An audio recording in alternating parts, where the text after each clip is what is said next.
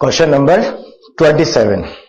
Modern physics and hydrogen-like atom. We have to use Bohr theory to explain this question. In this question, electron is transit from an excited energy level towards a ground energy level. We know that from Bohr's theory for hydrogen-like atom, the total energy is equal to minus 13.6 Z square by N square electron volt. Kinetic energy of electron is equal to plus 13.6 Z square by N square electron volt, and potential energy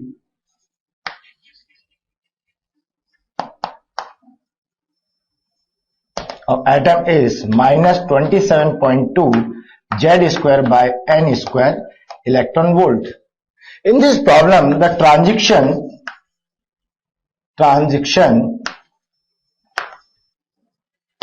is made from N2 greater than N1 to N1. Okay, means higher energy state से वो electron ground energy level में promote कर रहा है. It means the value of n is decreasing. तो यहां पर जो क्वांटम नंबर है एन, उसकी वैल्यू क्या हो रही है? डिक्रीज हो रही है. अगर अब हम यहां पर तीनों रिलेशन को चेक करते हैं, टोटल एनर्जी, तो यहां पर अगर हम टोटल एनर्जी को चेक करें, यहां पर अगर हम n की वैल्यू को डिक्रीज करते हैं, तो n की वैल्यू अगर डिक्रीज होती है तो देखा जाए तो हमारी टोटल एनर्जी की जो न्यूमेरिकल वैल्यू है वो इंक्रीज हो रही है, न्यूमेरिकल वैल्यू. तो यहां पर हमारे इसकी टोटल एनर्जी n को डिक्रीज करने से हमारी इसकी जो न्यूमेरिकल वैल्यू है वो इंक्रीज होनी चाहिए, लेकिन ये नेगेटिव टर्म है. तो हम जानते हैं कि अगर न्यूमेरिकल वैल्यू ज्यादा लेकिन वो नेगेटिव है, तो इसका मतलब है कि वो एक्चुअली क्या हो रही है? डिक्रीज हो रही है. इसका मतलब ये हुआ कि n की वैल्यू को डिक्रीज करने पर हमारी एटम की जो टोटल एनर्जी है वो भी क्या होती है? डिक्रीज होती है, क्योंकि नेगेटिव में उसकी न्यूमेरिकल वैल्यू बढ़ती है. तो नेगेटिव न्यूमेरिकल वैल्यू बढ़ने का मतलब हुआ कि वो डिक्रीज हो रही है. इसका मतलब ये हुआ कि n की वैल्यू को कम करने से जो टोटल एनर्जी है, टोटल एनर्जी ऑफ एटम, वो क्या हो रही है? डिक्रीज हो रही है. ओके, सेकंड चेक करते हैं काइनेटिक.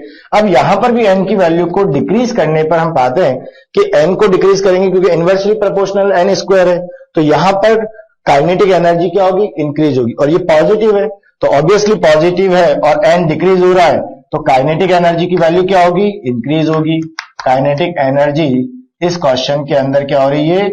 इंक्रीज हो रही है, क्योंकि n की वैल्यू डिक्रीज हो रही है. थर्ड, अगर हम पोटेंशियल एनर्जी को चेक करते हैं, यहां पर भी n की वैल्यू को अगर हम डिक्रीज करते हैं, और n inversely potential energy quantum number n square के इनवर्सली प्रोपोर्शनल है, इसलिए n को डिक्रीज करने से देखा जाए तो ये बढ़नी चाहिए, लेकिन नेगेटिव वैल्यू है तो नेगेटिव वैल्यू इंक्रीज होगी. तो नेगेटिव वैल्यू इंक्रीज होने का मतलब है कि रिजल्टेंट वैल्यू जो है वो डिक्रीज हो रही है. इसका मतलब ये हुआ कि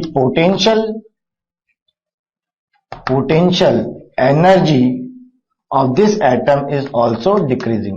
तो चेक करने की बात यह है कि यहां पर टोटल एनर्जी और पोटेंशियल एनर्जी दोनों नेगेटिव वैल्यू है, और लेकिन काइनेटिक एनर्जी पॉजिटिव.